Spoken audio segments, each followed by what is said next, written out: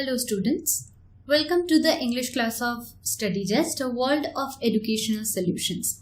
Today we will be looking into the chapter of present tense, which is normally used to refer to the present time. What is happening right now is denoted by present tense. Now before moving on with the chapter, I would like to remind you about the social media platforms through which you can connect with us. Subscribe to our YouTube channel and like us on Facebook.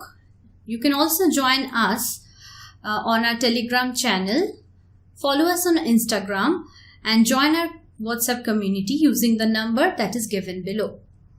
For more information, you can also log in to the website www.studygest.in. As you can see here, our YouTube channel looks like this. Do subscribe for more information and more videos on study chapters, and do like us on Facebook. Now moving on with the tense. Present tense is a very important part of a daily speech, and as you can know that it is also a very important part of your competitive exams. Normally, the error correction, the parajumble parts of the exams come from the tense part. So it is very important to know each and every aspect of the three different tenses. So here, the first thing that I want to point out is that present tense can be divided into four subtypes, that are simple present or present indefinite tense, present continuous tense, present perfect tense, and present perfect continuous tense. Now, simple present or present indefinite tense is the tense which indicates that action is present. तो हम लोग बोल सकते हैं कि generally जो भी अब हो रहा है उसको हम समझाने के लिए सिंपल या फिर इंडेफिनिट प्रेजेंट टेंस को यूज करते हैं.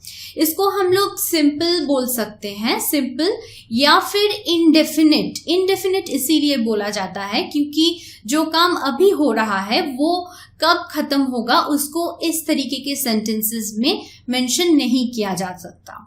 So that's why we can say that the simple present or the present indefinite tense is normally a tense that indicates something that is going on right now.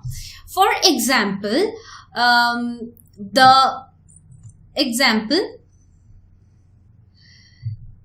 I am taking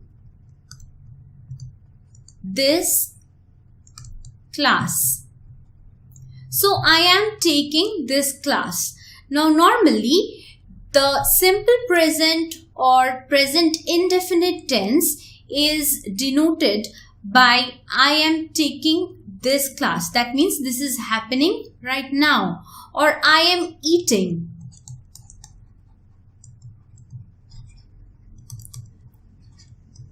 So these are the kind of things that we generally denote by the present indefinite tense.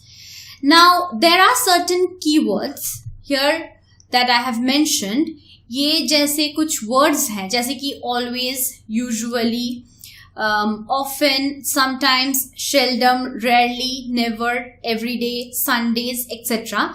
जब भी आप ये words किसी sentence में देखेंगे, तो generally in 99% of cases you can say that it is written in a simple present tense. तो यहाँ पे हम लोग थोड़ा सा जान लेते हैं कि verb के कुछ forms जो होते हैं. I have already mentioned this in the previous class on tenses that there are normally three kinds of verb forms: V1, V2, V3. For example, you can take these words like bite. ये verb का first form है. इसका second form है bit. That means ये past tense में हो गया. And bitten. That means bit के साथ en add होके ये verb का थर्ड फॉर्म हो रहा है. Similarly eat, ate, eaten. This is again an example of verbs 3 forms. But note this word cut. यहाँ पे कुछ ऐसे वर्ड्स होते हैं लाइक कट, पुट. ये सब वर्ड्स जो होते हैं इनका 3 V1, V2, V3 फॉर्म्स वो सभी एक होते हैं, सेम होते हैं. Now there are certain rules that you have to remember.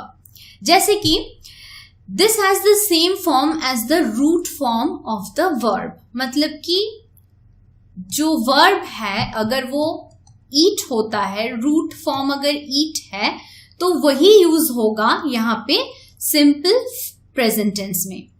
Next s और es, ये बहुत इंपॉर्टेंट है. s और es is added in case of third person singular number such as he, she, it.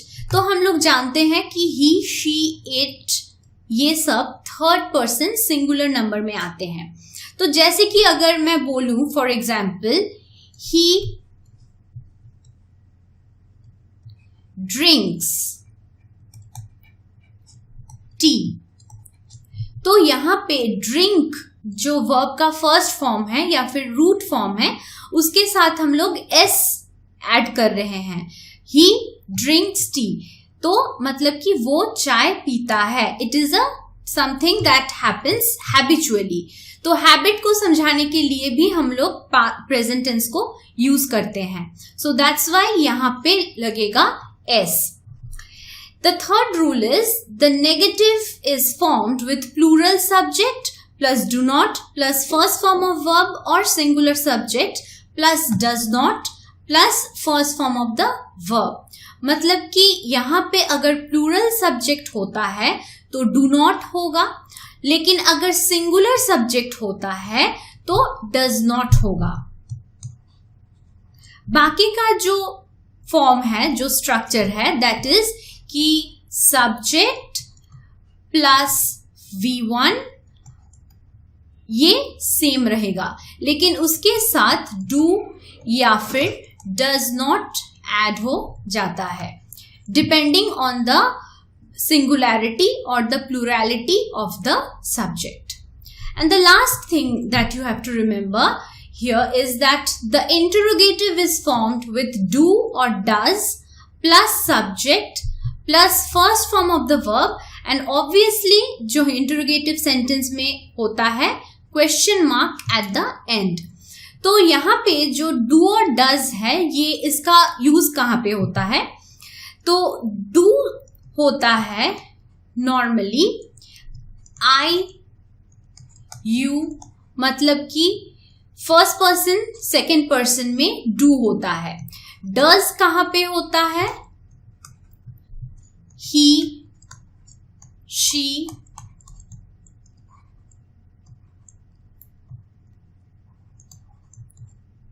या it, यहां पे does होता है. Now basically third person singular number में हम लोग डज यूज करते हैं. तो ये जो 4 रूल्स हैं ये हम लोग नॉर्मली सिंपल प्रेजेंट टेंस के साथ एसोसिएट कर सकते हैं. अब देखते हैं कि इसके कुछ examples. So I have taken 2 sentences here in terms of plurality and one sentence here in terms of singularity. ठीक है, तो हम लोग अब देखते हैं कि कैसे ये चेंज होता है affirmative, negative and interrogative sentences में. तो अफर्मेटिव सेंटेंस में देखिए कि आई प्ले, ये जो सेंटेंस है ये अभी को समझाता है. आई प्ले दैट मीन्स मैं खेलता हूं. ये समझिए कि एक हैबिट है. I play that is a present tense. इसको अगर नेगेटिव में हम बोलेंगे तो ऑब्वियसली क्या हो जाएगा कि डू नॉट ऐड हो जाएगा. यहाँ पे आई डू नॉट प्ले, मतलब कि आई प्ले के बीच में ये डू नॉट ऐड हो जा रहा है. दिस डिनोट्स नेगेटिविटी, मतलब कि जो नहीं होता है, नॉट, नो, नथिंग, ये सब हम लोग यूज करते हैं कुछ नेगेटिव को समझाने के लिए. सिमिलरली इफ आई से डू आई प्ले, लास्ट में क्वेश्चन मार्क है, तो यहां पे आई प्ले के सामने डू ये जो है वो लग जाता है. अगर ये थर्ड पर्सन सिंगुलर नंबर होता तो डू हो जाता यहां पे डज, मतलब does he play. Okay, so let's look at the next sentence which denotes plurality. यहां पे देखिए वी दे प्ले, मतलब कि इधर वी प्ले और दे प्ले. अब इसका अफर्मेटिव जो होता है वो होता है कि हम लोग खेल रहे हैं. इसका नेगेटिव जो कॉनोटेशन हो जाता है वी डू नॉट प्ले और दे डू नॉट प्ले. फिर से देखिए यहाँ पे डू नॉट ऐड हो जा रहा है in order to denote the negativity of the sentence. फिर डू वी प्ले और डू दे प्ले, यहां पे डू पहले आ जा रहा है, क्वेश्चन मार्क लास्ट में हो जाएगा इंटरोगेटिव सेंटेंसेस में. फिर से लास्ट जो है ही शी इट, मतलब कि थर्ड पर्सन सिंगुलर नंबर. यहां पे हम लोग जानते हैं कि प्ले के साथ हम लोग एस यूज करते हैं, तो he plays, she plays, it plays. तो इसका नेगेटिव क्या हो जाएगा, ही डज नॉट प्ले और she does not play. Interrogative में क्या हो जाएगा कि does he, she, it play. तो डज क्यों यूज हो रहा है, क्योंकि ये थर्ड पर्सन सिंगुलर नंबर है, जैसे मैंने पहले मेंशन किया था. नेक्स्ट हम लोग देख लेते हैं कि सिंपल प्रेजेंट और प्रेजेंट इंडेफिनिट टेंसेस का यूज जनरली कहां पे होता है. तो नंबर 1 देखिए कि टू शो अ फैक्ट और something that is always true, मतलब कि यूनिवर्सल ट्रूथ, जो एक फैक्ट है जो कभी चेंज नहीं होता है. Like the heart pumps blood through the body. Now this is a universal truth, ये कभी चेंज नहीं होगा, तो इसीलिए ये प्रेजेंट टेंस में ही हमेशा होगा. नेक्स्ट देखिए फॉर डेली रूटीन्स और समथिंग डन रेगुलरली और habitually, that means to denote something that is done every day. Like some people go to church every Sunday, मतलब कि जो चर्च जाने का रिचुअल है संडे में उसको समझाया जा रहा है. So it is a ritual that is followed in on every Sunday, तो इसीलिए इसको हम लोग प्रेजेंट टेंस में रखेंगे. नेक्स्ट है for an action that is planned to happen in the future. Example the train for Delhi departs at 7 o'clock, मतलब कि ये जो चीज है कि ट्रेन का टाइम ये एक शेड्यूल्ड टाइम है, मतलब कुछ भी जो होता है जो एक रूटीन में हम लोग डाल सकते हैं उसको भी हम लोग प्रेजेंट टेंस में बोल सकते हैं. जैसे कि the train for Delhi departs at 7 o'clock, मतलब कि ये रोज ही 7 o'clock में डिपार्ट होता है, इसका डिपार्चर का टाइम है 7 o'clock. तो हम ये भी बोल सकते हैं कि the class starts at 8 AM, मतलब कि रोज ही क्लास स्टार्ट होता है 8 AM में, तो ये भी प्रेजेंट टेंस का एग्जाम्पल है. या फिर हम लोग फिर से बोल सकते हैं कि to express believes, feelings, opinions और certain statements, like he believes everything he reads, मतलब कि उसका बिलीव सिस्टम को हम लोग डिनोट कर रहे हैं जो नॉर्मली चेंज नहीं होता है, तो इसीलिए ये भी प्रेजेंट टेंस में काउंट किया जाता है. Next to indicate the way that something often happens, मतलब कि जो फ्रीक्वेंटली होता है, like we never eat at that expensive restaurant, मतलब कि यहाँ पे बोला जा रहा है, एम्फसाइज किया जा रहा है कि हम लोग उस रेस्टोरेंट में जो एक्सपेंसिव है वहां पे कभी नहीं खाते हैं. तो you can say this is also a habit or also something that happens frequently. तो इसीलिए हम लोग इसको भी present tense में बोलेंगे. नेक्स्ट देखिए, for any timetable, schedule, plan, programs, etc. जैसे कि the zoo opens daily from 9 AM to 5 PM.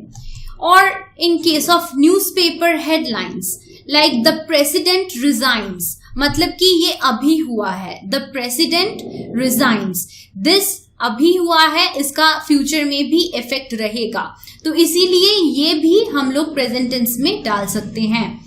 Last देखिए, फॉर इंस्ट्रक्शंस और directions, like example, mix the flour and water together then add sugar, और water the plants every day. मतलब कि रोज पौधे में पानी डालिए. तो इसका मतलब है ये इंस्ट्रक्शन दिया जा रहा है कुछ करने के लिए, अभी इंस्ट्रक्शन दिया जा रहा है, इसीलिए हम इसको सिंपल प्रेजेंट टेंस में या फिर प्रेजेंट इंडेफिनिट टेंस में यूज करेंगे. With that I would like to conclude the chapter on present tense. Thank you for joining me. Bye.